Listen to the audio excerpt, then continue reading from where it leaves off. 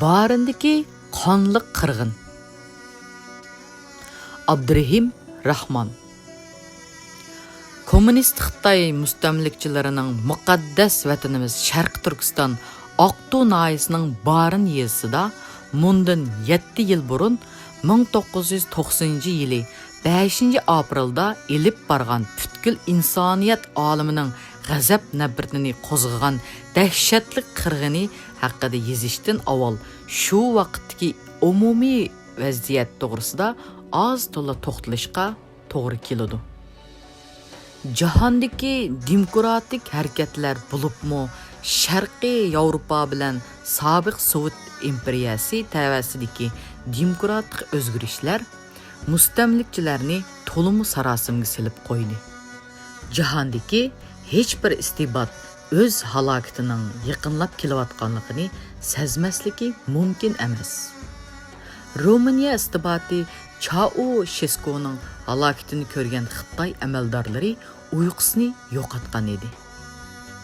Bu xotirjamsizlikni ularning 1990-yilning boshlarida e'lon qilgan Sharqiy Yevropa va Sovet ittifoqining vaziyatida bo'lgan o'zgarishlar haqida uqtirishlardan to'liq ko'rgili bo'ladi. Uqtirishda navbatda xalqaro miqyosidagi sinfiy kurash murakkab va jiddiy o'zgarish bo'lib turayotgan vaziyat ostida jahongirlikning Yevropada tinch o'zgartib etish suiqasdi ishga oshdi. Ular endi boshqa sotsialistik davlatlarga bo'libmi davlatimizga qarata tinch o'zgartib etish suiqasdlik harakatlarini texmi ilib bordi. Ilgari Şinjanga qarata bölgünçilik elib bargan O'rta Osiyo va G'arbiy Osiyodagi Sharq Turkistonchi turlik tashkilotlar endi Şinjanga qarata milliy bölgünçilik harakatlarini texmi kuchaytirdi deyilgan. Vatanning birligini qo'g'dash, milliy bölgünçilikka qarshi turishga oid o'rganish materiallaridan tanlanma nomli ishki materialning 60-61 batlari keyingi izohatlarda qisqartirilibla tanlanma deyildi. Haqiqatan ular Sharq Turkiston, Tibet, ishki Mongoliya qatorliq mustamlikchilaridan ayrilish vaqti yetib qolganligini his qilishib, aromini tamoman yo'qotishgan edi. Chunki Xitoyning hamma davrdagi amaldorlarining qiyniga singib ketgan bir umumiy o'xshashligi bor. U bo'lsa-mu, hokimiyat ketsa-mu, hatto Xitoy zaminining biror partiyasi ketsa-mu, mustamlikini qo'ldan berib etmaslik. Mana shu yo'l bilan 2 asrdan beri o'z mustamlik 3 fevral kuni mamlakatlik Milliy ishlar komiteti boshliqlari yig'inda so'zlagan Jiang Zemin xalqarodagi aksiyatchi kuchlar va mamlakat ichidagi ba'zi dushman unsurlar buzg'unchilik qilish ko'yida bo'layotganligiga sal qaramaslik kerak.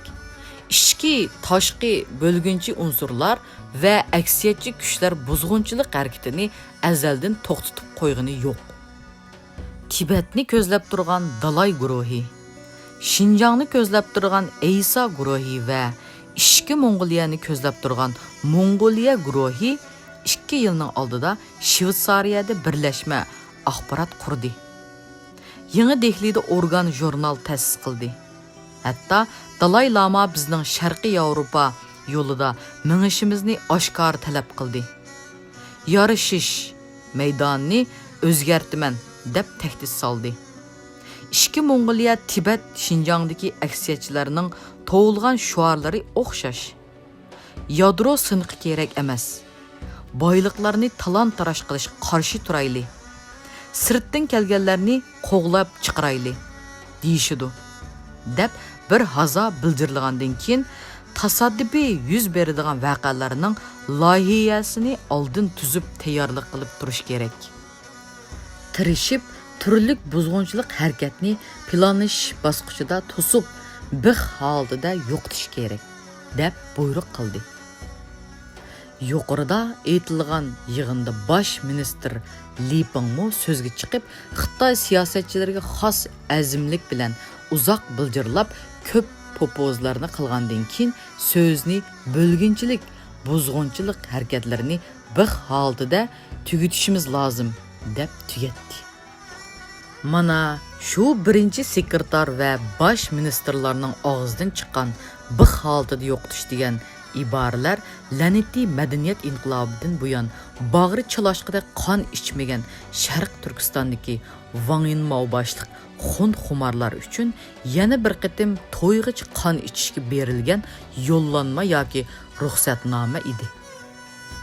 Sharq Turkiston xalqining qanini 45 yildan buyon sho'rab tulum chashqindek samirib, ko'zlari yumilib, shillasiga qizi bog'lab ketgan bu qeri istibot Wang Yinmao o'zining markazdan do'p so'rsa bosh avatib beradigan odati bo'yicha Beyjingda Jiang Zemin va Li Penglar valaqlashdan 1 yil burun 1988-yili 14-mayda Abdunum rayonluq partikom hayatlar yig'inida Sharq Turkiston vaziyati to'g'riliq ko'plagan ansiz xabarlarni so'zlab, bo'lgunchilikka qarshi kurashga chaqirgan edi.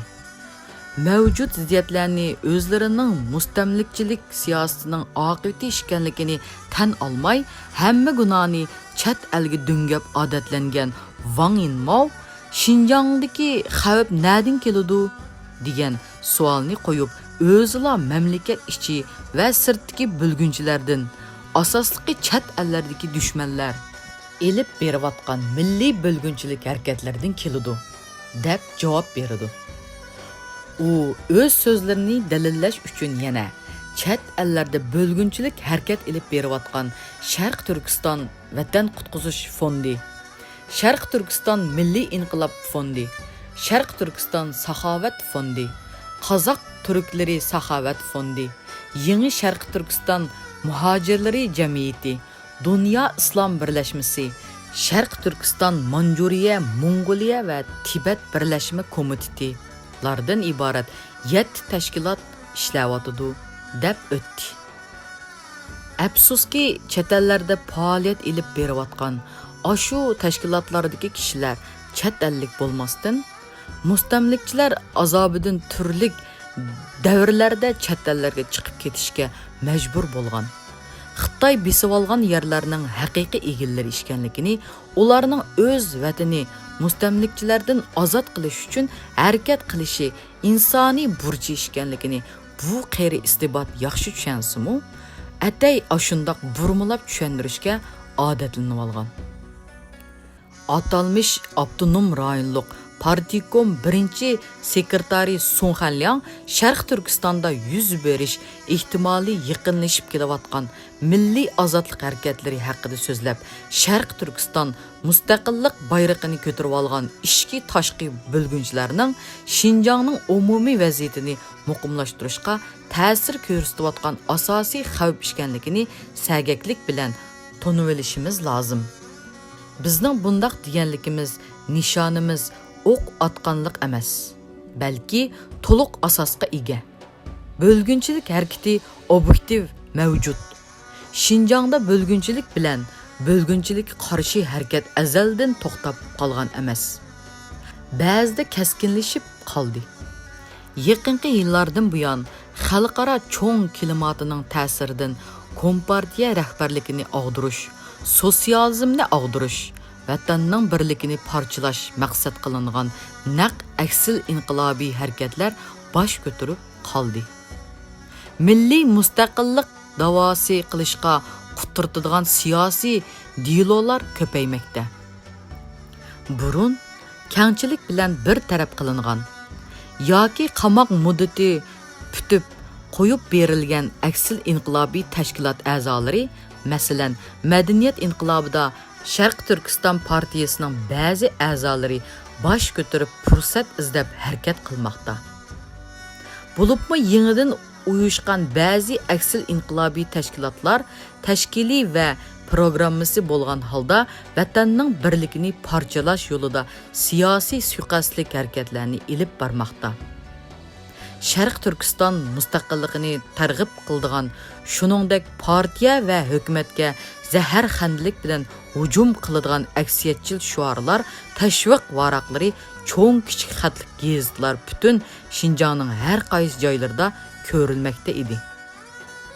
Sun Xalyang tan olg'idek Sharq Turkistondagi milliy ozodlik harakati to'xtagan emas. Haqiqatda to'xtashimi mumkin emas. Chunki mustamlik azobini tortayotgan xalq o'zining to'liq mustaqilligini qo'lga olmoqcha to'xtamaydi. Albatta, ana shu to'xtamay kelayotgan milliy mustaqillik harakati 1990-yillarga kelganda yanamo yangi pallalarga ko'tarildi.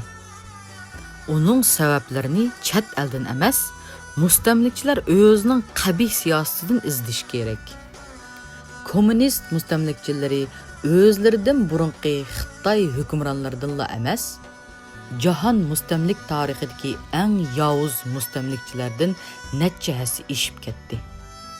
Hech bir mustamlikchi o'z mustamlikisini kommunistlardek bulg'an emas.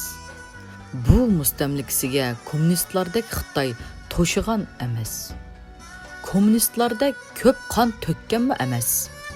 Kommunist mustamlikchilari xalqni gadoylashtirib qolmasdan huquqsiz qo'llarga aylantirdi.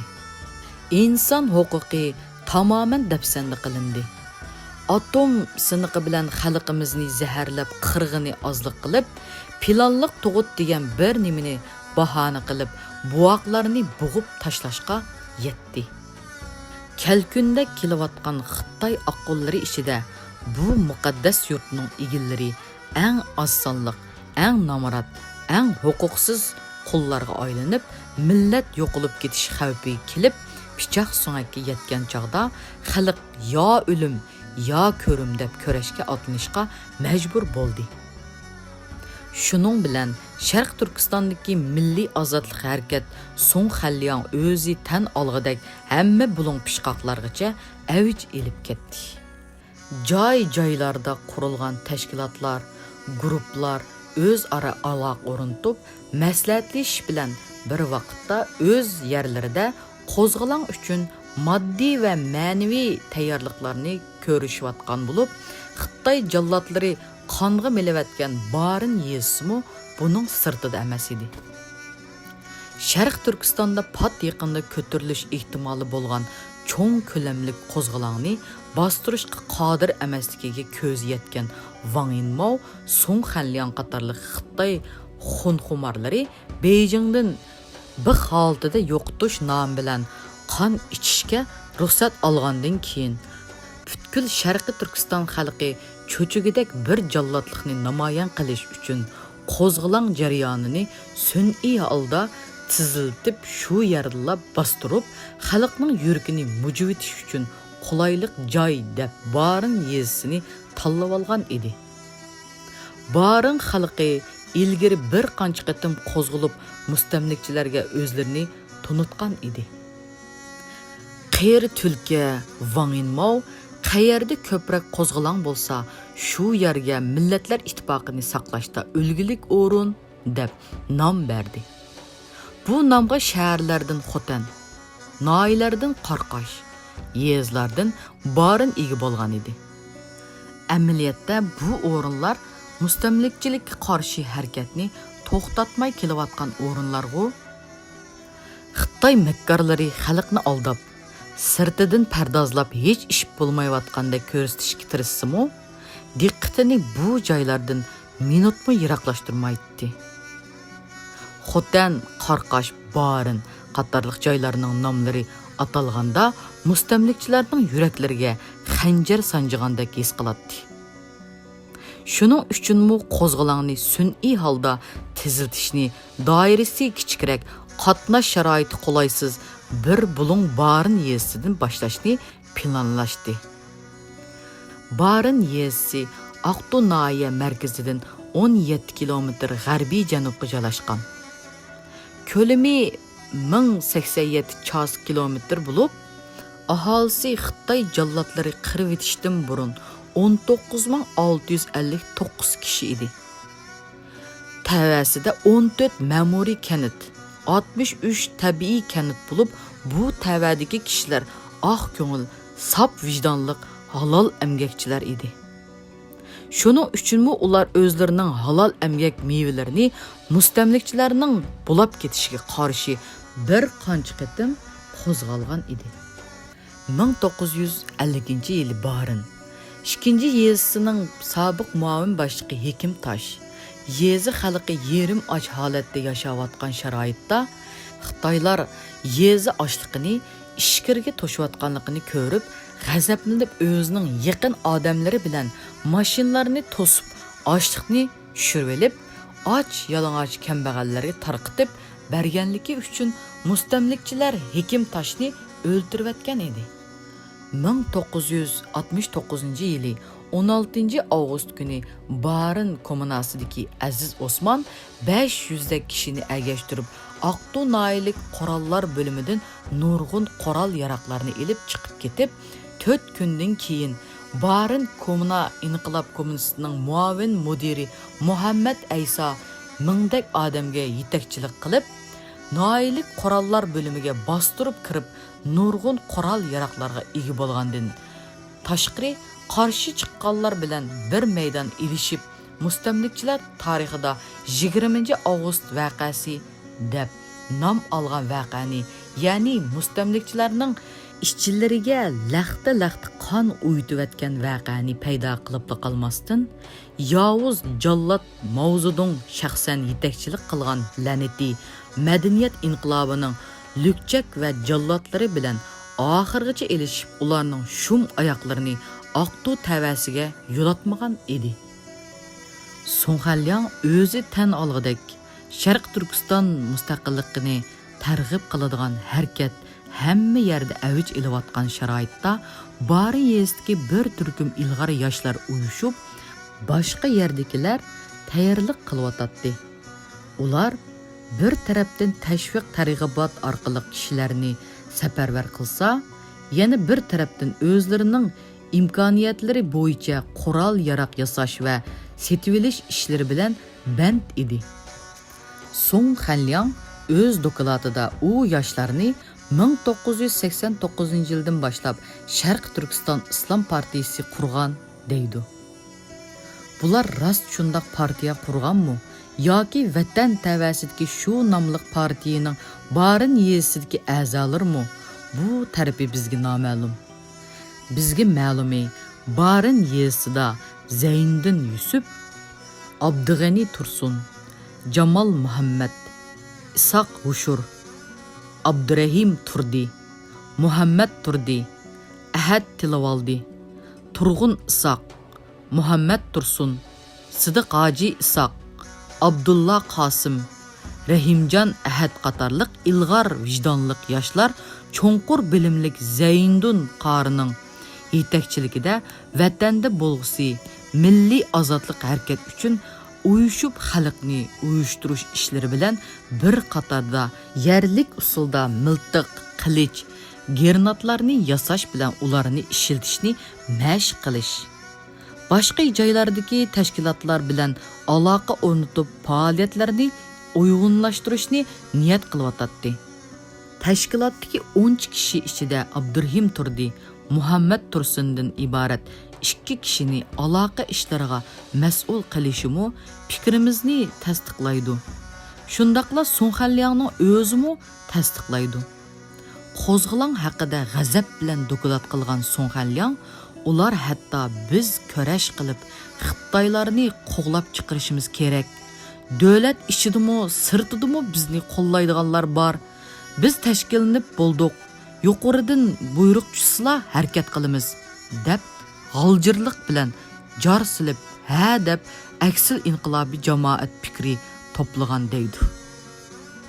Shundaqla Sunxalyang, Zeyniddin Yusuf jamoat xavfsizlik organlari tapolmay yurgan qog'liqli qotil jinoyatchi Obul Qasimni tepib kelib 1990 yili 20 martdan boshlab kishilarga miltiq etish, qilich chepish, granat etish qatorliq urush mashqlarini o'rgatkizgan deydi. Obul Qasimning inqilobchilarga urush aslahalarini ishlatishni o'rgatish uchun 15 kun to'limi yetarsiz vaqt edi albatta. Demak, Barındagi tayyorlik ustidagi inqilobchi yoshlar shu kunlarda qo'zg'olib chiqish o'yidan xilli yiroq edi. Xitoy mustamlikchilari boshqa yerlardagilarga o'xshashla barindagi tashkilotlardanmi xeli burun xabardor edi. Ko'p yillar siniqidan o'tgan urib kirgizish usuli bilan ularning ichigimi milliy munofiqlarni kirgizib etib, shular orqali qora niyatlarini ishga oshirdi. Başta 10dan 20dan saqchi kelib tashkilot a'zolarini tutishga boshlaganda, xalq o'z farzandlarini jallodlar qo'liga bermay, ularning dakkisini berdi. Kimni tutib ketibdi desa, orqasidan qo'g'lishib berib, jallodlarning qo'lidan qutuldirishdi. Zeyniddin Yusufni tutish uchun borgan 5 cherik qurol yarqidan ayrilib, yordar yondi. Shundaq qilib dastlabda 40-50, keyin 150, 200, oxirida 500 dek jallod baringa kelib xalqqa tahdid solganda, qahramon barin yoshlari yetib qolguncha etib qol deb ular bilan o'zmi-o'z elishib, nurg'unlarini yer chishiltib, ko'plari vatan mustaqilligi uchun jang maydonida qurbon bo'lishdi. Mustamlikchilarning jallodlari Sharq Turkistonning hamma yeridan emas, hatto ishkir Xitoydanmi kelib, nopos 20 mingga yetmaydigan bir yezning xalqini qirishib berdi.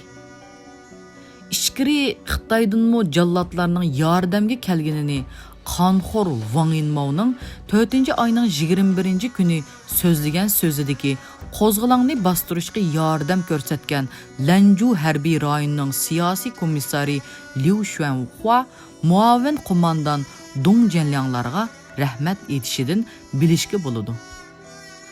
Sharq Turkistonning joy-joylaridan va ishkiri Xitoydan kelgan son-sanoqsiz jallodlar shu darajada vahshiylik bilan qatlam qildiki, mashhur jallodlar Jauxuy va Zuzongtanglardan necha hassa ishib ketdi. Bu jallodlar besib o'tgan yo'llarda birmi tirik jon qoldirmasdan 8-yezini Go'ristonlikqa aylantirib etdi. Hatto bo'shikda yotgan bolalarni pilomot bilan etib, bo'shiklarni o'tmi-to'shik qilib etgan. Xotinlari qiz tug'ib qolsa-mu, chet elga dungaydigan Xitoy mutahamlarning dungashlarining asossizligini bu navbat o'zlari isbotlab qo'ydi.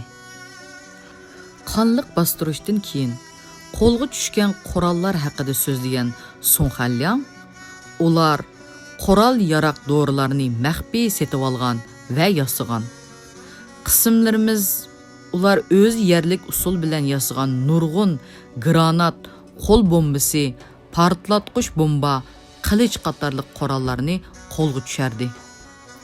Bu qurol yaroq o'q dorilarning soni nihoyat ko'p, yetarlik ekan. Bu ularning uzoq muddat tayyorlik ko'rganligini ko'rsatadi.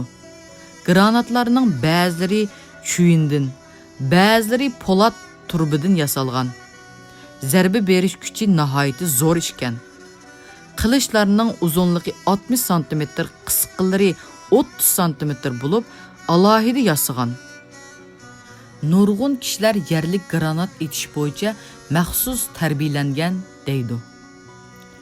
Birarmi chataldan kelgan odam, birarmi chatalda yasalgan qurol topolmasimi, yana bu Xitoy mutahamlari hammanala chatalga dungab, qo'zg'olonlarning faqat o'zlarining qabiy mustamlikchilik siyosatiga qarshi bo'layotganligini tan olg'isi kelmaydi. Sun Xanliang ma'lumotdan keyin xalqimizning qurol yasashni unutib qolmaganligini anglab, qonuniy faxrlansakmi, bu faxrlanishimizning o'zila kifoya qilmaydi. Demakchi bo'lg'unim, vatanda minglarcha qarindishimiz hurlik ozodlik uchun aziz jonlaridan kechayotgan vaqtda erkin dunyoda yashayotgan o'zlarini vatanparvar atib olgan kishilarning ko'pchiligi o'zlarini bozorga selish bilan avora. Mikyanmo bir tuxum berib etib ondan 10ni 20ni vaqiraydi. Ba'zilar shu mikyanchilikmi bir tuxum bermay turib, hatto ba'zan xalq qarshi ish qilib turib, shu xalqning lideri bo'laman deb bitmagan o'yning to'rini talashib, bir-birining yuzlariga patqoq chechish bilanla qilmasdan, shaharmi shaharla emas, hatto davlatmi davlat yurib fitna fasod, bo'lgunchilik urug'ini chechib, bir xalqni bir nechaga bo'lib etib, do'stlik topa, dushmanga kul qilmoqda. Oxirgi hisobda dushman uchun ishlamoqda. Vatanparvarlar o'z-o'zini bozorga soladigan ishlarni qisqartib, vatan millat yo'lida qurbon bo'lgan va turmalarda chidovsiz azob chekayotgan jasur qahramonlarimizni hamisha yodimizda tutib, qurbon bo'lganlarni eslash bilan qolmasdan sharafli nomlarini tiklab, tiriklarga amaliy madad bergan bo'lsak, o'zimizni ming qatim bozorga solgandek ulug' ish bo'lgan bo'ladi. Men vatandoshlarim bilan tövanda ikki masalada kelishib olmoqchiman. Birinchisi, ba'zi ushaq matbuotlarda barin dehqonlar qo'zg'aling'i degan so'zlar paydo bo'lib qelyotidi. Bu intayin savodsizlik. Dehqonlar qo'zg'aling'i bilan milliy ozodlik qo'zg'aling'ini farq qila olmaslik tamoman aqlsizlik. Shuning uchun barin qo'zg'aling'ini qat'iy holda milliy ozodlik qo'zg'aling'i deb bekitishimiz, uningga shamol kirgizmasligimiz kerak. Ikkinchisi, bizning yoshlarimizning ko'p qismi Xitoy vatanparvarlaridan Li Dazhao, Fang Zhimin, Dong Songriylar bilan ruslardan Aleksandr Matronsov, Olga Koshevi, Zoyaka Semedimaniskalarni yaxshi biladi. Bu yomon ish emas albatta. O'z qahramonlarimizning ismi shariflarini bilmaslik albatta yomon ish. Zayniddin Yusuf boshliq barin qahramonlarining qilgan ishlari tarixda o'tgan hech bir qahramonlarninkidan qelishmaydi. Shuning uchun ularni har bir Sharq Turkistonlik bilishi va ism sharifini yodlab, ro'yiga duo qilish kerak. Men vatan ichi va sirtidagi hamma vatandoshlarimga har yili 5-aprel kunini barin qurbonlarining xotiri kuni deb bekitib, her yili bu kunni hamma jamoat tashkilotlari, hatto har bir oilalarda xotirlashni odatga aylantirishni taklif qilgan bo'lardim. Barin qahramonlarining ismlari yuqorida yozilgan bo'lsa-mu, keyingi taklifimni quvvatlash yuzidan tizimini qayta yozishni muvofiq ko'rdim. Bizga ma'lum bo'lganlari: 1. Zayniddin Yusuf, Zayniddin Qari, 26 yosh, tashkilot boshlig'i. 2. Abdug'ani Tursun, o'rinbosari. 3. Jamal Muhammad, 28 yosh, harbiy qo'mondon. 4. Isoq G'ushur, arqisab ta'minot mas'uli. 5. Abdurahim Turdi. 6. Muhammad Tursun, 23 yosh, bu ikkisi aloqa ishlarga mas'ul. 7. Muhammad Turdi, 1-turkum jangchilarga mas'ul. 8. Ahad Tilavaldi, 2-turkum jangchilarga mas'ul. 9. Obulqosim Ibrohim, otliq jangchilarga mas'ul. 10. Turg'un Isoq, 11. Sidiq Hoji Isoq, 26 yosh. 12. Abdullah Qosim, 30 yosh. 13. Rahimjon Ahmad portretish ishlarga mas'ul. Bularning ichidan Zayniddin Yusuf, Isoq G'ushur, Abdurahim Turdi, Muhammad Tursun qatorliq yigitlar birinchi kunidagi jangdala 1990-yili 5-aprel hozircha bizga ismi ma'lum bo'lmagan bir qancha sabdoshlari bilan qahramonlarcha shahid bo'lgan edi. Yotgan yerlari jannatda bo'lsin. Amin. Qolganlarining bir qismi turmalarga tashlanib, bir qismi qechib ketgan edi. Biroq ko'zga qon to'lgan Xitoy jallotlari qoshqonlarini qo'g'lab yurib etishni bir necha oy davom qildi. Shuning uchun kimlarning jasadlari qayerlarda qolganligi va kimlarning qaysi turmalarda azoblanayotganligi haqida so'z aytish qiyin. ba'zi bir ichki materiallardagi ancha-muncha so'zlarni hisobga olmaganda Xitoyda barin to'g'riliq yozilmaydi, ko'rsatilmaydi, muxbirlarmi borolmaydi. Vatan ozod bo'lganda bu haqda yozarmiz. Hozircha shehidlar ro'yiga duo qilib, hayot qolganlarga omonlik va chidam tilash bilan vazifamizni o'tab turamiz. Barindagi qo'zg'alon qonliq bostirilib, yarim oy o'tgandan keyin 90-yil 21-aprel Jallab Wang Yinmao Barin yezisida yuz bergan to'polon qayta yuz bermaydi, deyishga bo'lmaydi. Biz boshqa joylardanmi yuz berishi, hatto Barin yezisidagimi keng doiralik, xarakteri texmo ig'irroq yuz berishi mumkin deb tahlil qilishimiz kerak, deb o'zlarining andishisini bayon qiladi. Bu haqda mustamlikchilik istibotlik zavolliqqa rasmiy yuz tutdi. Milliy mustaqillik harakatimizning yolqini mustamlikchilarga tushma-tushdan tutashgan vaqt yaqinlab kelyotidi. Ana shu kurashlarda uzul kesil g'alabaga erishishimiz uchun barin ruhi bizga ulgu bo'lsin. Wang Yinmao yana barinda nima uchun qo'zg'olonchilar tarafga hammasi o'tib ketdi deb savol qo'yib, o'zila asosiy qatlam partiya rahbarligi ojiz, ta'lim tarbiya xizmati ojiz bo'lganlikdan deb oddiygina javob berdi. Biz uningga deymizki, yo'q, sizlarda ta'lim tarbiya yetib oshidi. Barinda xalqning inqilobchilarga agishib ketishdagi sabab shuki, birinchi, ularning ishi haqqoniy ish. Ikkinchi, sizlarning siyosatinglar vahshiylikinglar chekidan oshdi. 20-asrning oxirida yashayotsanlarmi, o'ttir asr mustabidchiligidan kecholmayapsizlar.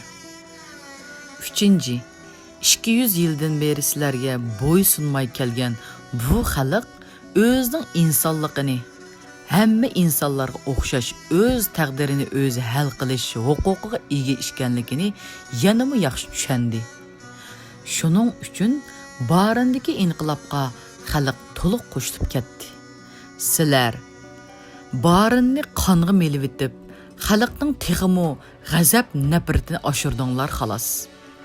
Bu g'azab nafrat sizlarning halokatinglarni teziltidi albatta.